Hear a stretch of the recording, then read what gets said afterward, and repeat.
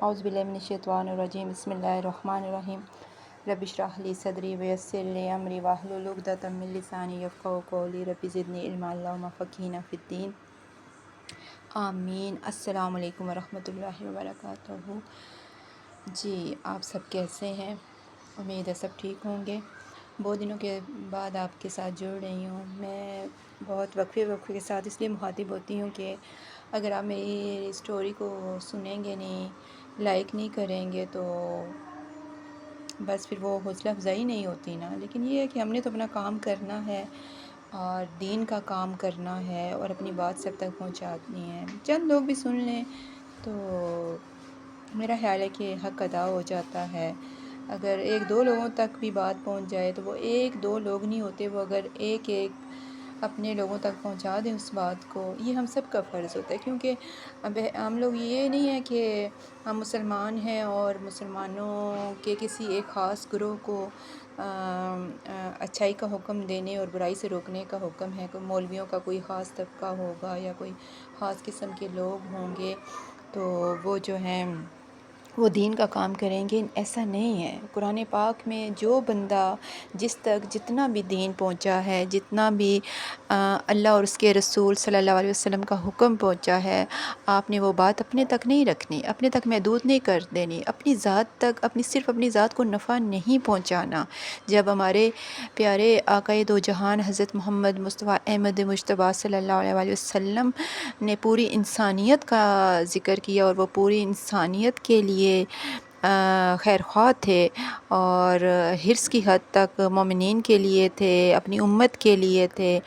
اور اسی طرح سے میں نے ایک چھوٹا سا واقعہ سنا کہ حضرت عائشہ نے کہا کہ آپ میرے لیے دعا کریں، جنت کی دعا کریں، تو آپ نے کہا کہ میں اپنی امت کے لیے دن میں 2 مرتبہ جنت کے لیے دعا کرتا ہوں اور دوزخ سے دور رہنے کی پناہ مانگتا ہوں۔ تو ان کا مخاطب ساری انسانیت تھی۔ اب اس میں یہ نہیں ہے کہ ہمارے ارد گرد جو لوگ بستے ہیں اور ہم ٹھیک ہے غیر مسلم ہیں، ان کے لیے ہم کچھ نہیں کر سکتے، ان کا وہ اپنے دین پہ پکے ہوتے ہیں، لیکن ہمارا اخلاق، ہمارا اٹھنا بیٹھنا، جو ہمارا ایک زندگی کا لائحہ عمل ہوتا ہے، جس طریقے پہ ہم زندگی گزار رہے ہوتے ہیں، اگر وہ ایک رول ماڈل ہوگی اور اس میں وہ تمام قرآن پاک کی جھلک اس میں نمایاں ہوگی تو لوگ خود بخود آپ کے دین کی طرف آئیں گے، انہیں کہنے کی ضرورت نہیں ہوتی۔ اور یہ آج میں اس لیے اس ٹاپک پہ بات کر رہی ہوں کہ دین بڑا سختی سے پڑھایا جاتا ہے۔ باقی آپ دیکھ لیں پوری قوم جو ہے انگریزی کے پیچھے مر رہی ہے اور سارے اسکولوں میں کا جو نصاب ہے وہ بھی انگریزی کا کر دیا گیا ہے، تو انگلش سیکھنے کے لیے لوگ مرے جا رہے ہیں۔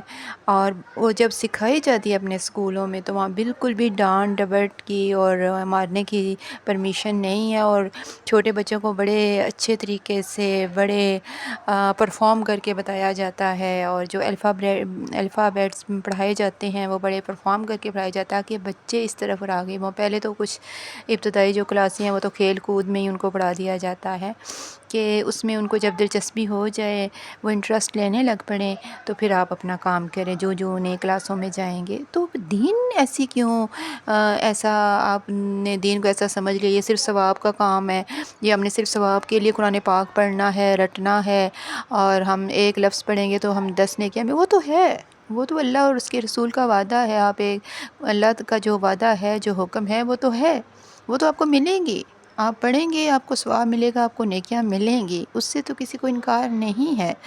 لیکن کیا دین صرف یہ ہے ہمارا؟ نہیں، ہمارا دین تو مکمل قرآن پاک جو ہے وہ ضابطہ حیات ہے، اس میں ہر چیز بیان کر دی گئی ہے۔ آج جو غیر قوموں نے ترقی کی ہے اور جو قانون انہوں نے لاگو کیے ہیں اپنے ملک میں، تو اس میں وہ کامیاب ہیں، اس میں وہ اگر وہ پردے کا اہتمام نہیں کرتے، اگر وہ ننگ دھڑنگ ہیں تو اس میں وہ ناکام ہیں، اس سے ان کے معاشرے کا توازن بگڑ گیا ہے۔ لیکن جو چیزیں انہوں نے نافذ کی ہم سے لے کر، کیونکہ ان کی اپنی تو کوئی چیز نہیں تھی نا، وہ تو ایک غاروں میں اور جاہل لوگ تھے، ان کے پاس تو یہ سب کچھ نہیں تھا، لیکن انہوں نے ترقی کی، ہماری بکس کو پڑھ کے، ہماری کتاب کو پڑھ کے اس سے فائدہ اٹھایا، اور ہم کیا کر رہے ہیں؟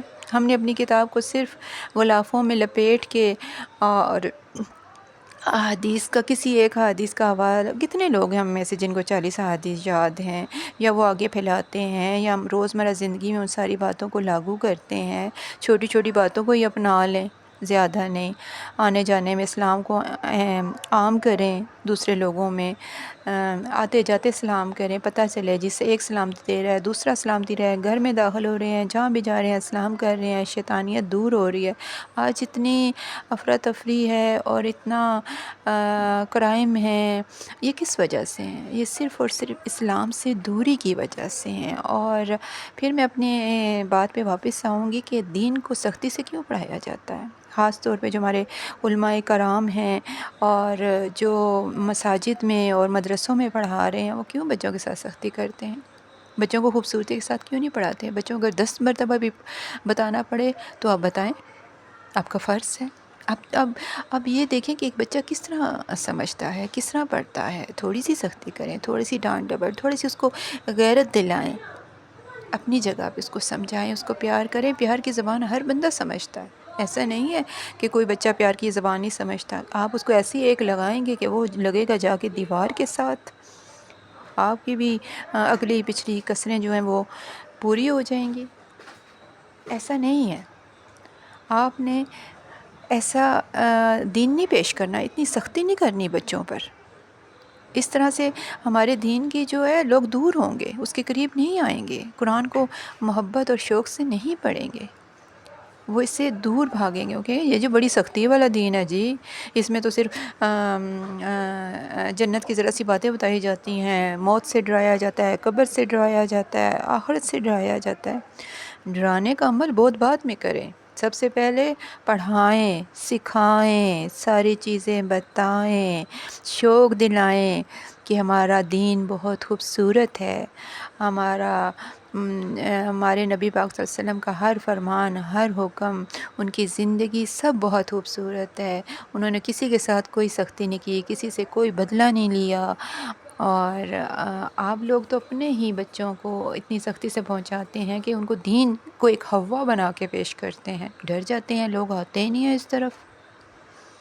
ایسا نہ کریں، میری گزارش ہے. جہاں جہاں تک میری آواز پہنچ رہی ہے، جو لوگ مجھے سن رہے ہیں، تو وہ یہ دیکھیں کہ پہلے جو میتھڈ آف ٹیچنگ ہوتا ہے نا، وہ ہر بندے کو نہیں آتا. اگر آپ 10 سال سے بھی پڑھا رہے ہیں، 15 سال سے بھی پڑھا رہے ہیں، تو آپ جو ہے اس طرح سے وہ چیز بچے کو نہیں سمجھا پاتے ہیں. بہت سارے میں نے اساتذہ کرام کو دیکھا ہے، بہت سارے ٹیچر کو دیکھا ہے جو پچھلے 10-15 سال سے پڑھا رہے ہیں، 20 سال سے پڑھا رہے ہیں، لیکن جب وہ بچے کو میں نے انہیں پڑھاتے انہیں پتہ ہی نہیں کہ بچے کا کیا مائنڈ ہے، بچے کو کس طرح سے بات سمجھانی ہے. جب ایک چیز آپ ان کو سمجھائیں گے نہیں، بتائیں گے نہیں، تو ان کو شوق کیسے پیدا ہوگا؟ وہ تو پھر دور بھاگیں گے، ان کو تو وہ چیز مشکل لگے گی، ڈراؤنی لگے گی. جی یہ بڑا ڈراؤنا دین ہے ہمارا، اس پہ پتہ نہیں کیا ہو جائے گا. تو نماز پڑھیں تو یہ اتنا سختی نہیں کریں. سب سے پہلے شوق دلائیں، رغبت دلائیں، احسن طریقے سے بات کریں، مخاطب کی سمجھ میں اچھے طریقے سے پڑھائیں، اپنے دین کو خوبصورت کر کے پیش کریں. اور میں آج بہت ایک خوبصورت جناح صاحب کے بارے میں چیز سن رہی تھی، اور ان سے مولانا اشرف تھانوی تھے آئی تھنک. تو انہوں نے ان سے سوال کیا کہ قائد آپ جو 1-1.5 لاکھ کا مجمع ہے تو لوگوں کو نماز پڑھائیں، تو آپ جب نماز کا ٹائم ہو تو آپ لوگوں کو نماز پڑھائیں، تو آپ اتنا بڑا پنڈال سجاتے ہیں اور اللہ اکبر کے لوگ نعرے لگا لگا کے اپنا گلا پھاڑتے ہیں، ایسا کیوں کرتے ہیں؟ تو انہوں نے کہا کہ بڑا خوبصورت جواب دیا کہ میں اس سے جو ہیں غیر قومی ہیں ان پہ رعب اور دبدبہ پیدا ہوتا ہے. جب اللہ اکبر کے نعرے سنتے ہیں تو مسلمانوں کا پتہ چلتا ہے کہ ہم ایک الگ قوم ہے، ہماری الگ پہچان ہے، تو اس لیے میں یہ نعرے لگواتا ہوں. تو انہوں نے کہا اگر آپ یہی کام نماز پڑھا کے کریں، ان کو آپ خود نماز پڑھیں، تو یہ 1-1.5 لاکھ تو کیا زیادہ رعب نہیں غیر قوموں میں پڑے گا ہمارے دین کا؟ تو انہوں نے بڑا خوبصورت جواب دیا، انہوں نے کہا میں ضرور پڑھاؤں لیکن اس کے لیے نا امامت کرانی پڑے گی، تو میں اپنے آپ کو اس قابل نہیں سمجھتا ہوں، امام بننے کے قابل نہیں سمجھتا ہوں، اور اگر میں کسی اور کو بناتا ہوں تو اس میں کوئی اہل سنت کا ہوگا، کوئی بریلوی ہوگا، کوئی اہل حدیث ہوگا، تو سارے اپنے اپنے جھگڑے پڑ جائیں گے اور فرقہ وارانہ مسئلہ شروع ہو جائے گا، اور پھر تفرقہ پیدا ہوگا اور باقی قومیں جو ہیں وہ اس سے فائدہ اٹھائیں گے، یہ تو آپس میں ہی مل جل کے نہیں بیٹھتے، اس لیے فی الحال یہ میں اس پہ عمل نہیں کر سکتا، یہ کام نہیں کر سکتا۔ پھر انہوں نے کہا کہ بڑے خوبصورت انداز سے کہا کہ آپ خود تو نماز پڑھیں، آپ نماز کی پابندی کریں۔ کہتے ہیں انہوں نے یہ جواب سنا تو کرسی پہ اسٹریٹ بیٹھے ہوئے تھے اور وہ آگے جھک کے انہوں نے بالکل ندامت کے ساتھ انہوں نے کہا میں بہت خطا کار ہوں، میں بہت گناہ گار ہوں، آپ میرے لیے دعا کریں کہ میں نماز کا پابند ہو جاؤں۔ تو سب نے جب ان کی آنکھوں میں آنسو آ گئے اور سب نے یہ سارے مجمع کے سامنے جب یہ بات سنی تو بڑے سب متاثر ہوئے۔ پھر بھی انہوں نے آہستہ سے پھر سوال کیا آپ شروع تو کریں، انہوں نے کہا میں شروع کروں گا، آپ میرے حق میں دعا کریں۔ انہوں نے کہا یہ ایک قائد کی وعدہ ہے، کسی عام بندے کا وعدہ نہیں ہے، آپ وعدہ کر رہے ہیں۔ انہوں نے کہا میں وعدے سے کبھی نہیں مکروں گا، اور پھر وہ دن اور پھر جتنی بھی ان کی زندگی تھی انہوں نے نماز کی پابندی کی اور نماز نہیں چھوڑی۔ تو یہ ہوتا ہے یہ تو بہت بڑے انسان تھے نا، ان کو سمجھ تھی، وہ اس طرح ہم کسی کی ذات پہ کوئی ایک دم سے نہیں کہہ سکتے ہیں کہ آپ نماز نہیں پڑھ رہے ہو، آپ قرآن کی تلاوت نہیں کر رہے ہو، آپ یہ نہیں کر، ہم کسی کو یہ نہیں کہہ سکتے، ایسے کہنے سے اگلا بندہ نہیں آئے گا آپ کے دین کی طرف۔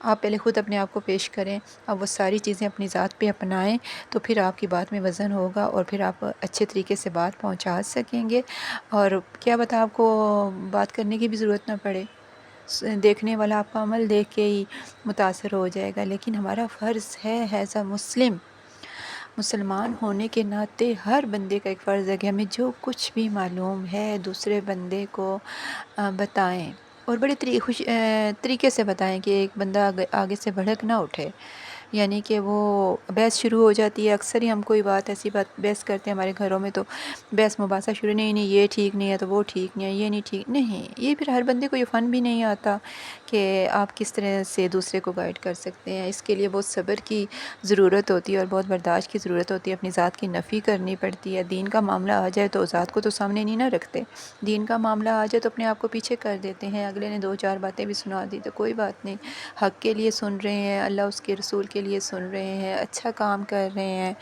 محنت بھی کریں۔ اور سب سے ایک میں خوبصورت آپ کو بات بتاؤں، آپ جس کو نہیں بدل سکتے نا، آپ کو پتہ ہے ایک بندہ شرک کر رہا ہے، آپ کا دوست بھی ہے، آپ کا پیارا بھی ہے، تو وہ شرک کر رہا ہے، وہ آپ اس کو اس طرح سے روک نہیں سکتے، اور وہ بھی بہت کچھ اویئر ہے چیزوں کے بارے میں، اس کے پاس بھی بڑی دلیلیں ہیں اپنے اس شرک کے لیے، اس کے پاس بھی بڑی دلیلیں، وہ بھی بڑے خوبصورت انداز سے پیش کرے گا۔ آپ بحث میں اس سے نہیں جیت سکتے تو آپ صرف اتنا کیا کریں کہ جس کے لیے حافظ اس کے لیے دعا کیا کریں، آپ دعا کیے کہ اللہ تعالیٰ اسے اس چیز سے ہٹا دے، اللہ اس کے دین کی صحیح سمجھ عطا کر دے، اللہ پاک یہ مرنے سے پہلے اپنے آپ کو صحیح کر دے۔ یہ والی چیزیں آپ کر لیں، جب آپ خلوص دل سے کسی کے لیے دعا کریں گے، کسی کو دین کی طرف اور حق کی طرف لانے کے لیے دعا بھی کریں گے، محنت بھی کریں گے، کوشش بھی کریں گے، تو میرا نہیں خیال کہ رب آپ کی ہاتھوں کو لوٹائے گا ایسے ہی خالی ہاتھ۔ یہ بہت بڑا کام ہے، باقی کھانا پینا، اٹھنا بیٹھنا، سونا جاگنا، یہ روٹین کے کام ہیں، شادیاں کرنا، بچے پیدا کرنا، ان کو بڑا کرنا، فرائض، یہ سب فرائض میں آ جاتا ہے۔ آپ لوگوں نے اس کو ایک اہم چیز سمجھ لیا اور باقی چیزوں کو نمبر دو سمجھ لیا، باقی دوسرے نمبر پہ چیزیں نہیں آتی۔ دین ہمارے ساتھ ساتھ چلتا ہے، اللہ اور اس کے رسول کا حکم ہمارے ساتھ ساتھ چلتا ہے، ہمیں یہ کام کرنا ہے، ہر بندے کو یہ کام کرنا ہے، ہر بندے کو اپنی سمجھ کے مطابق یہ کام کرنا ہے۔ اور آپ سب سے میری یہی درخواست ہے کہ جہاں جہاں تک میری آواز سنی جا رہی ہے، ان باتوں کو ایک بار سن لیا کریں۔